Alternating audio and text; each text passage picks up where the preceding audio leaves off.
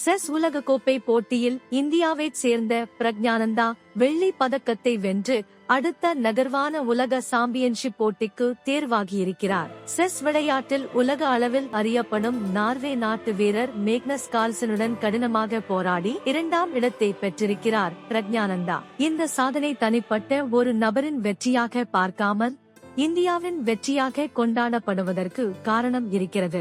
சமீப காலங்களில் இந்தியாவில் செஸ் விளையாட்டு மிக பெரிய வளர்ச்சியை எட்டியுள்ளது என்பது பாரத் சிங் உள்ளிட்ட பல நிபுணர்களின் கூற்றாக உள்ளது. அதே நேரம் சர்வதேச அரங்கில் இந்தியாவின் ஆதிக்கம் அதிகரிக்கும் காலம் இது என்றும் சொல்லப்படுகிறது. பல ஆண்டுகளாக செஸ் உலகக்கோப்பை போட்டியில் பல இந்தியர்கள் விளையாடியுள்ளனர். ஆனால் 2000 மற்றும் 2002 விஸ்வநாதன் ஆனந்த் மட்டுமே இறுதிச் சுற்றில் விளையாடி முதல் இடத்தை பிடிக்க முடிந்தது.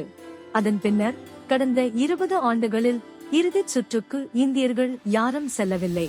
8 சுற்றுகள் கொண்ட இந்த போட்டியில் பெரும்பாலான இந்திய வீரர்களால் முதல் 2ஆம் சுற்றுக்கு அப்பால் செல்ல முடியவில்லை.